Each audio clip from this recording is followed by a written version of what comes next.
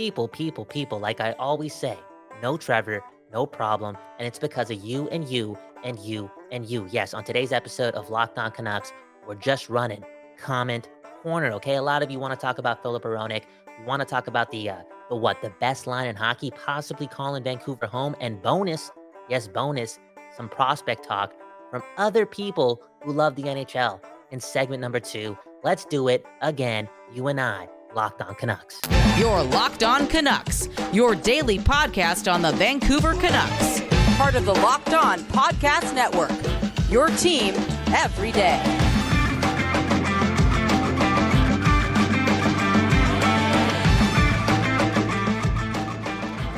Welcome to another episode of Locked On Canucks. My name is Kyle Bowen, but more importantly, this is the show where we give you your Canucks every day, okay? I think the people at the top, and rightfully so, they want us to say your team every day, but who cares about those other teams, okay? For real.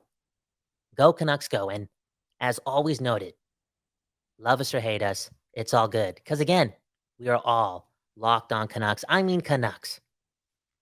Make sure to hit the subscribe button and follow us wherever you stream your podcast. Unbelievable. Trevor Beggs, not here today, in Prince George, the place they call PG. And let me tell you something, okay? There's a 0% chance that Trevor Beggs keeps it PG this weekend, okay? We're talking about a father alone with his boys in good old Prince George.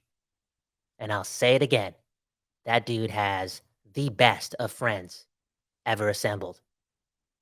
And I got good friends, but when I'm around his people, I get a little bit jealous. A little bit. And if my homies are listening to this, I'm not really that sorry, okay? Because the truth matters. And the truth is, no Trevor, no problem. Because again, we got you and you and you and you and you and you leaving comments and giving us prompts, okay? That's what the children are calling it these days, prompts. So let's get right into it, okay? On Locked On Canucks and run comment corner for the rest of the show, kind of. More on that in 10 minutes. Anyways, 1, 2, 3. Let's go. Welcome to Comment Corner, powered by Paraphrasing. This comment comes from a person who cooks. More people need to be talking about Hronek being blown up by Ryan Reaves. If I'm a Canucks fan, I'm concerned about future concussions and not his shoulder. Here's the deal. Before we go any further, and this may piss off the podcast listeners, I'm sorry. Just visualize, okay? Use your imagination.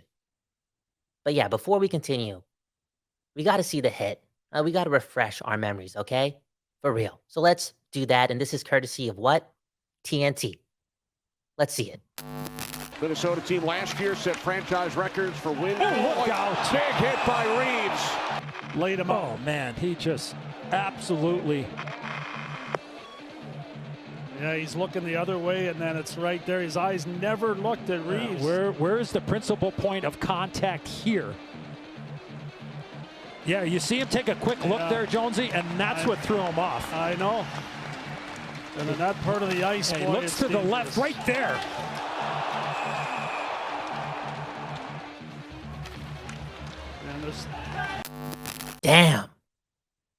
Damn. Am I allowed to say that? I don't know. But that was tough. And this is when you know I already love Filip Hronek, okay? Because that hurt me. He was wearing another jersey, but since he's become one of us, that hit my soul. Never want to see any of my brothers go through something like that, because that was arguably one of the hardest 50 hits I have ever seen in my life.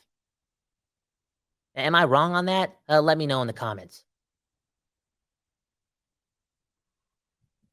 This all being said, if we're worried about Hronek possibly getting concussed again and how a second one could do, actually, I got to take that back. He didn't even get a concussion based on the reports, right? I feel as if he wanted to play the very next period or whatnot. He wanted to come back in the game, and I don't think I saw any reports of a concussion. I could be wrong on that. But he doesn't have one. We're just assuming, right? Because we're watching the impact. And we've been there before. But anywho, seeing that could make us concerned about future head injuries. But if we're holding on to that, then we got to hold on to that fact with a guy like Pettersson, who, yeah, do you want to go there? Because we did years and years and years ago. We got scared. And I think if we, stick with the fear, then we don't want guys like Pettersson doing the most, right? Because when you do the most, you're susceptible to more impact, to more contact. But Pettersson is the way he is because he does the most. He goes in. I'm not worried about Filip Hronek's potential head injury courtesy of that hit, or even his real shoulder injury that he suffered last year in practice, I think, with Detroit. That kept him out, okay? The Canucks, again, traded for a guy with one arm. I'm not scared of that, though, because I can't do that. Not this year. This is the year where I want the impossible to happen because I care about the West Coast, the best coast of Canada. I want hope to be filled in their hockey lives, and I want everything to go right. And if everything goes right, that means Filip Hronek is that number 2 D-man. And if that's the case, like, he's a really solid number 2 D-man. His stats from last year, his metrics weren't a lie. He's that guy. He's taking the step, and he's better than expected.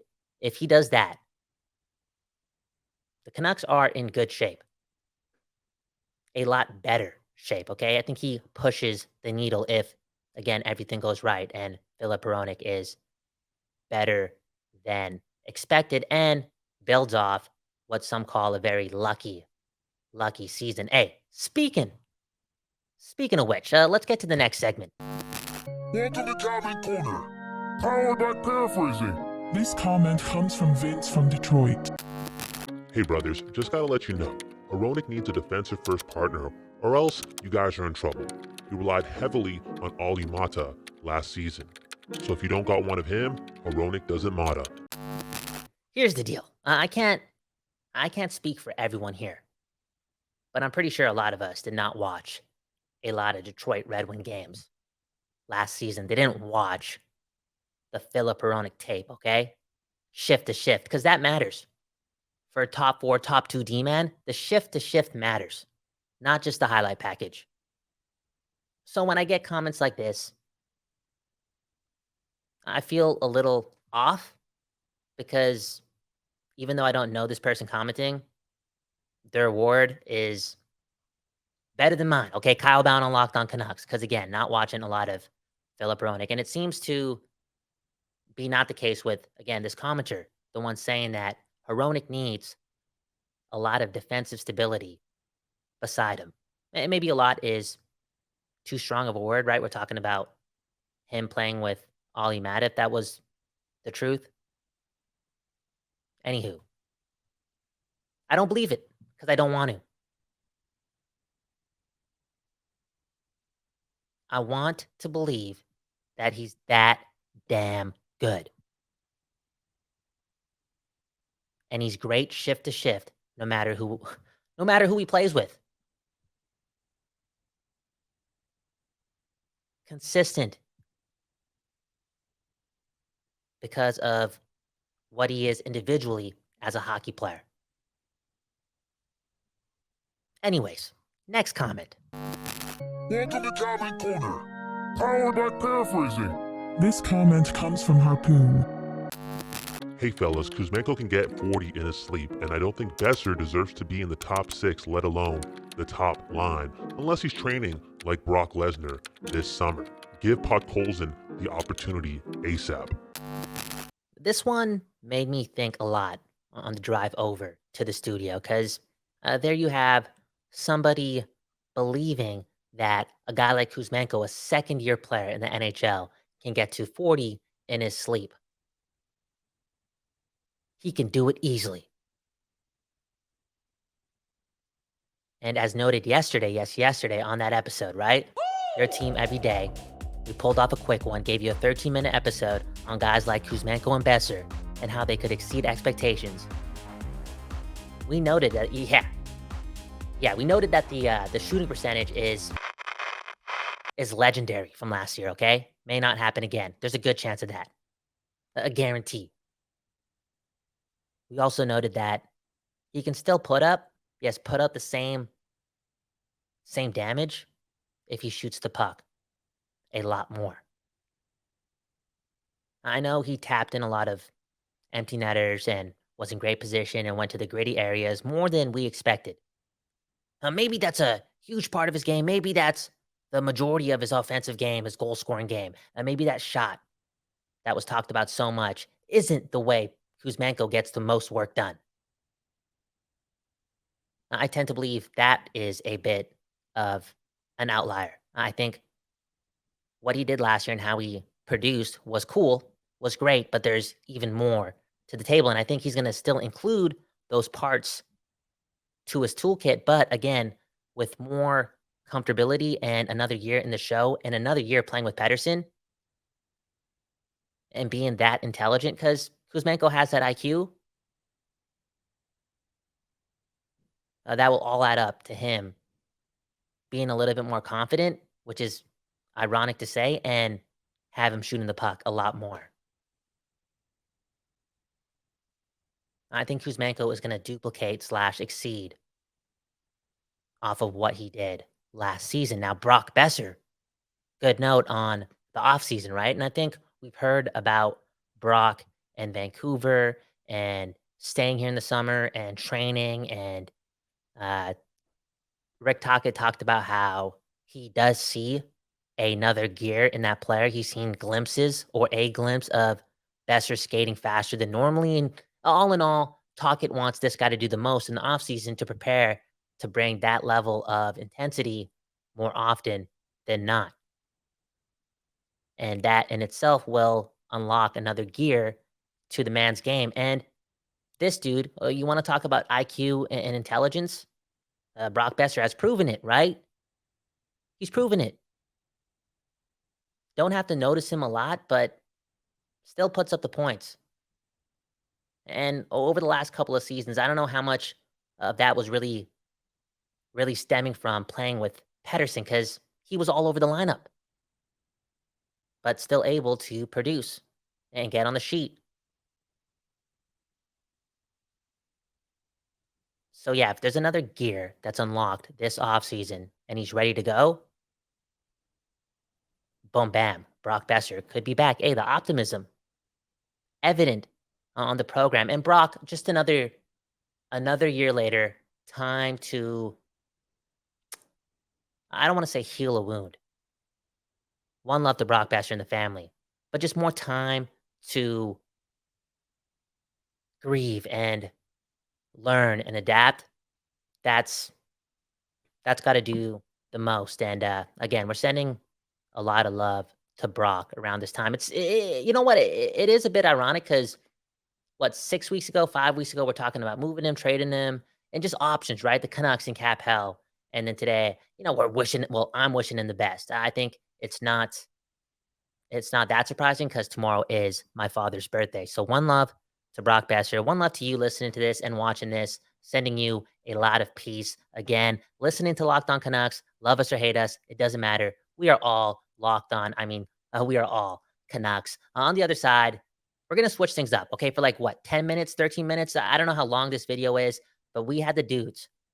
Yes, the dudes from Locked On talk about NHL prospects, and they spent 10 to 12 minutes talking about the 24th ranked prospect pool in the NHL, according to them, and that position belongs to your Vancouver Canucks. So let's get to that on the program, Locked On Canucks. I got to shout out FanDuel, okay? Take your first swing at betting MLB on FanDuel and get 10 times your first bet amount in bonus bets, up to $200. That's right, just bet $20 and you'll land $200 in bonus bets, win or lose. That's $200 you could spend betting everything from the money line to the over-under to who you think is going to hit the first home run. All on an app that's safe, secure, and super easy to use. Plus, when you win, you get paid instantly. There's no better place to bet on MLB than FanDuel, America's #1 sportsbook. So sign up today and visit FanDuel.com/lockedon to get up to $200 in bonus bets. That's FanDuel.com/lockedon. FanDuel, official partner of Major League Baseball. By the way, before we get back to the show, I got to remind you again that every episode of Locked On Canucks will be available on YouTube, Spotify, Apple Podcasts, your favorite podcatcher at 4:20 p.m. for no reason at all. Again, every episode of Locked On Canucks at 4:20 p.m. for no reason at all. Let's get back to the show. Hey, this is just a reminder that the following is from the Locked On NHL Prospects podcast from Haiti Kalikeshi and Sebastian High. Enjoyed their evaluation of the Canucks and their prospects. Alrighty, so let's get into Vancouver's prospect pool. Now, they made a pretty controversial ad in last year's draft at 11th overall. I don't know if I would have picked him 11th, but I definitely like the player in Tom Willander. Yeah. Willander is, for me, outside of, I mean, if you were looking for David Reinbacher and David Reinbacher was gone, I mean, Tom Willander is a great consolation prize if you're looking for a projectable, good rush defending, great skating, right-handed defenseman with decent size. I mean, just I've always come away impressed with every viewing of Willander. I had him in my top 20, and I was very comfortable with that. But I know you had him very, very high. I think you had him one notch below Reinbacher or right above. One notch above, but that was more of a statement ranking than, like, I think they were a toss-up, and I kind of just wanted to put, I wanted to give a little push on Willander because he'd been ranked below Reinbacher for the entire season, and I kind of just wanted to make a little statement on my belief in him. I ranked him 15th overall. I think that in Willander, the Canucks are getting a future top 4 right shot defenseman who is already tremendously well-rounded and so projectable. But I also think that he has some significant growing room left ahead of him, where he could really unlock some intriguing offensive potential that could really raise that upside to maybe number 2 level. So he's a player whose game is really built on his mobility, intelligence, and defensive responsibility. He is really smart. He keeps really tight gaps. He has great footwork. He can match forwards footwork with ease going backwards. Absurd skating. It's ridiculous. The skating is a real asset, and I think it could be a separating tool at the NHL level if it continues on his current trajectory. He with the puck, he's a really strong passer. He finds really good lanes. He creates lanes for himself when he's in movement. When he's not in movement, he can be a bit more deer in the headlights. So he has to work on that a little bit. Inside the offensive zone, there are flashes of him wanting to create, but he's hesitant to really pinch above the hash marks. That said, this is the player that's going to be playing with Lane Hutson this season. He's going to learn how to activate offensively, just like Lane Hutson's likely going to learn how to pivot more effectively. I think that those two players are going to complement each other's growth tremendously well. And honestly, I think that BU is a tremendous place for Willander to be. Great as Rögle is as a development place, I don't know. Is it better than being able to play with Lane Hutson? I'm not sure. I would take Rögle above anything, honestly, most of the time. Rögle is excellent. They're a fantastic program. I do agree, though, that having Lane Hutson on your pair, and it'll be Cole Hudson after that. Like exactly, like especially for a player as particular in terms of what he needs to learn as Willander, and having him play with Hutson, who has such a particular style as well, and have them both have weaknesses that the other has as a strength. It's just it's perfect. They're very complementary. Exactly. Very. And beyond that, it's just for sure that one's going to learn from the other. That's for sure. I mean, both of them are smart enough in order to study the other's game, appreciate what they do well, and incorporate that, which is just going to be very interesting to watch. I'd be very interested in seeing how far Willander comes in the areas that are missing in his game, just by pure result of being on Lane Hutson's line and studying him every day. And his development curve too. Like I thought Willander improved so much in the late run of last season. For sure. Like there's a reason that he was rocking up everyone's board, and it wasn't just that his U18 performance was amazing. It was his regular season games were equally impressive, and he was really improving as the year was going on. And I thought that he was getting a lot closer to ASP than I thought that he would throughout, like after Sani Pellikka, who went to Detroit, who went a bit later, but who, in my opinion, was the better of the two players. But I do think it was a lot closer than many other public scouts may have thought. For sure. That said, I can't quite rationalize picking Willander over a guy like Zach Benson. However, I don't think that he is at all a bad pick or a reach at 11. I thought it was a perfectly fine selection. I know a lot of people were really, really skeptical about it, but I'm a really big believer in Willander and think that he's a tremendous prospect. Absolutely. So am I. It's just the thing that stings is exactly that. It's the fact that Zach Benson was right there. Because any day of the week, you take Benson above Willander for me. And it's just the fact that he was available that muddles things. And that's really the thing that stings, especially for Canucks fans, is just the fact that they missed out on one of the most projectable players out of this draft, in Zach Benson. It's very interesting to me that they went in this direction, but at the same time, I understand the desire to complement Quinn Hughes on the top line eventually. And I feel like if you develop Willander correctly, that's what you're getting out of him, is a perfect complement to Quinn Hughes. But time will tell with him, and especially with Benson, who, even though he's projectable, might need a bit of time in order to convince. He needs more time than Willander. Willander's more refined. Exactly. Yeah. No, for sure. And it's just, that's the main thing that kind of separates the two. And I think that, I understand the argument for the Canucks staff in terms of taking Willander above him. Is just, for me, you never pick for need in the top 15 of the draft. You always pick the best player available. And for me, it was by far Zach Benson.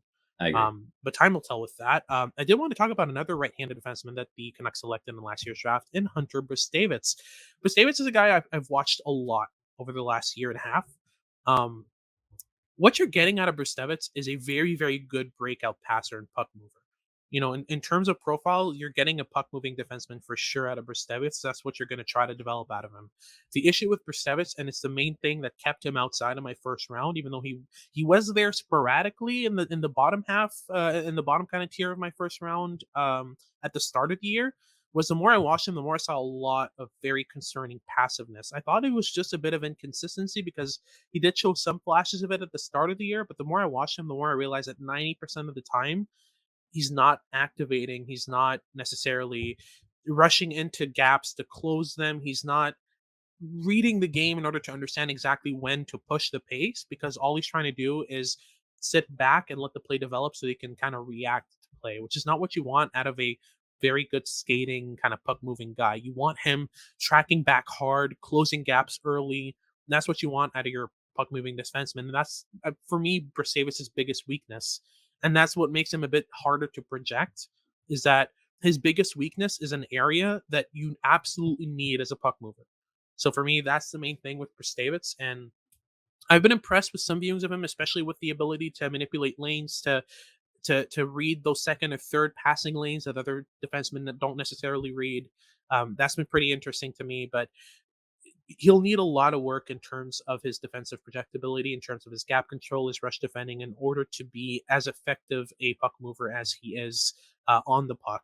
Because the moment he loses it, it's a bit of a deer in the headlight situation. So that's one thing that really needs to improve. Other than him, I think the addition of Aatu Räty to this prospect pool really helps the Canucks. For sure. That trade, I feel like they came away, pretty decently, trading away a player who probably wasn't going to resign for them anyway, and getting definitely the best prospect in the Isles pool, which is, it's not saying much, but still. But true, yeah. Yeah. So what's your read on round 2 so far? I know he dropped a lot in his draft here. He went in the second round, and since then he's proved a lot of people wrong, right? I think I had him ranked around 14th overall that year. I definitely thought he was a clear first-round talent. That said, his progression as a D+1 was hilarious to me, because I was kind of for my I think I had like 3 viewings of him in his draft year, which was less than most public scouts. I was still getting into it, but yeah, I like what I saw. I thought I saw a really intelligent, defensively responsible centerman who had a really good shot, but didn't always know how to use it, and was expected to be the superstar when he just isn't. He's a subtly effective, good player. So I think the superstar expectation on him in his draft year really weighed on him, because It just isn't how he plays the game. No, exactly. However, at this point in time, I continue liking his projection a lot. I still think he projects as a middle six centerman. He's his intelligence has continued to progress. I think that he's continued to improve his decision making speed, and he's translated to North America very, very well. The production hasn't been the most consistent throughout his time in the AHL, but I have liked the viewings that I've gotten, and some of them have been in passing, but as a whole, it's been very, very positive. So this isn't a player that is going to be the savior of the Canucks franchise, but he's a really solid prospect. And to get a middle six projected center as a piece of that Bo Horvat return, I think was excellent business. Absolutely. And a quick word for me from on Jonathan Lekkerimäki, who for me after the draft showed a lot of the issues that I was concerned with in his draft year, and that led me to rank him in kind of the bottom half of the 20 range, rather than the top 15 ranking that he was on a lot of boards. For me, Lekkerimäki doesn't have a B game. If his scoring doesn't translate, it's not going to work out for him. And it's so far in his draft plus 1 year in the Allsvenskan, which is a lower level than he was playing in his draft year, it's been difficult for him. He did have a decent amount of goals, but for me, it's just when you watch the actual games themselves and see how it breaks down, and just the lack of involvement defensively, the lack of playmaking game, I wasn't as impressed with what Lekkerimäki was able to do at the Allsvenskan level. It was a really weird season for him though, because like he had 3 goals and 9 points in the Allsvenskan in 29 games, and then during the qualification for the SHL, he went in with 5 goals and 15 points in 15 games. Like he definitely stepped it up, and I think the reality for him is somewhere in between those two productions. But this is also a player that I had ranked, I think 26th to 28th overall in 2022. So like you, I was a bit more of a skeptic on the goal scoring. I like a guy like Joakim Kemell a lot more, just because he had the B game of the physicality and the checking game. Whereas with Lekkerimäki, yes, he is a strong handler and has a ridiculous shot. But as you said, there isn't that fallback game. And especially with Vancouver, like who would he be playing with in the NHL that could complement him really, really well? Like that's the thing. If the Canucks had a high-end playmaking center coming up that wasn't Elias Pettersson, I'd be a lot more hopeful, because I think that there'd be a better fit there. But as of right now, I'm more hopeful now than I was like maybe 4 or 5 months ago when he was like in like the deep, dark, no production time in the Allsvenskan. But I still have a couple doubts, especially considering where he's drafted. Absolutely. And a quick word on just a shout out really on some of the players that we haven't mentioned. I think Elias Pettersson, the other one, the defenseman, is looking really good in terms of the projection. I feel like he's going to become a very good rush defender at the NHL level, probably number 5, number 6. I'm not convinced of the top 4 potential, but you never know. And a couple other guys in Aiden McDonough and Arshdeep Bains, who I've really liked watching tape of, especially McDonough in his final year in the NCAA was really impressive. He's had a decent development and has played 6 games in the NHL, scored a goal, looking pretty good so far.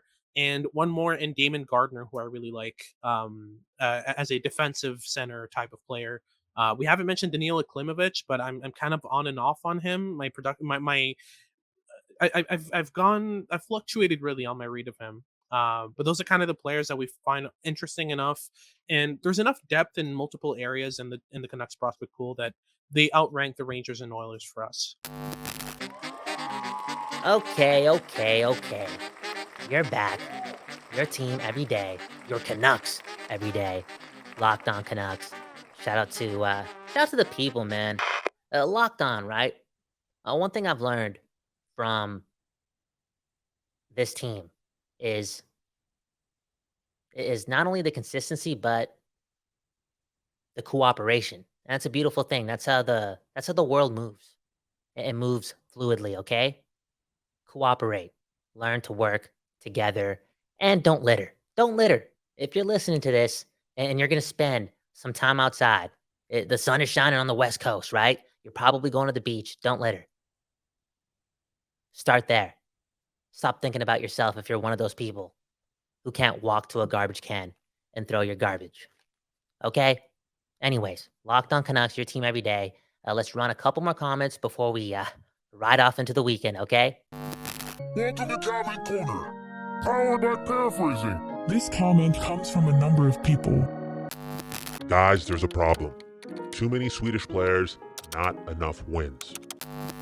We got a ton of this energy on that episode about Jonathan Lekaramäki earlier this week. And even though it sounds super harsh and a bit too much, and, when I read things like this, I'm like, yo, it's not that deep. It's not that deep. I still get it, though, because these conversations right here are about your Vancouver Canucks, the same team that's been around for 50 plus years. And it's the same team that's not been to more than 3 conference finals in those 50 plus years. As often said on the program, this is not Arizona, and that is not good enough. It's embarrassing, to be honest. The history that is. Collectively, it is. In the sports bar, it's really nothing to brag about. And for people like us, that matters. This all being said, it's not that deep. You can win with Swedish players, and a lot of them. And I think I say this so openly, even knowing that, again, these teams have been led, well, my Canucks, by the Naslins, the Sedins, and now the EP40s, right? Prominent Swedish players and more. And not a lot of winning, if not any. I get it. But I can also believe that you can do it with Swedish players because growing up, the most dominating player, the anomaly, the outlier of our generation back in the day, in my opinion, was Peter Forsberg. The best player in hockey. And you know who was the other best player in hockey during that time and longer and more consistently? Because, he spent a lot of time on the ice. Nicholas Lidstrom. You know what those two guys did? They won cups. Not cups. So yeah, next comment. Welcome to Comment Corner, powered by Paraphrasing. This comment comes from Rob. What happened, Trevor? You couldn't find anyone better than this Prince impersonator? Anyways, I wish the aliens kept him. I'm going to end things off by talking about my dad once more, okay? Happy birthday to my pops. Sending love to all the fathers out there. One love to Begsy.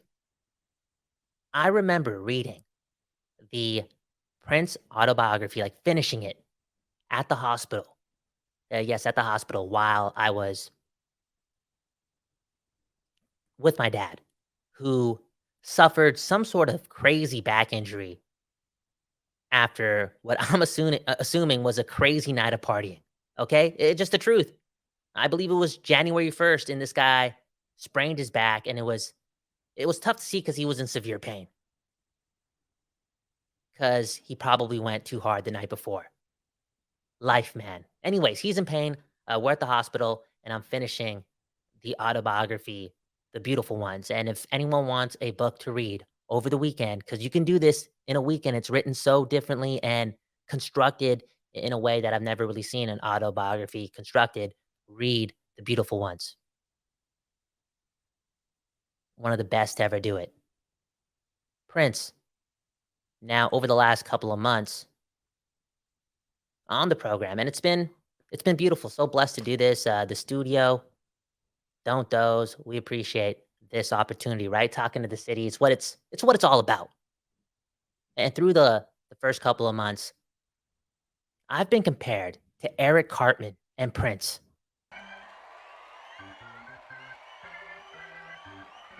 Locked On Canucks, okay? Your Canucks every day. And that was another episode. Thank you so much for listening. Make sure to hit the subscribe button and follow us wherever you stream your podcast. Man, oh man, send Trevor a lot of love, okay?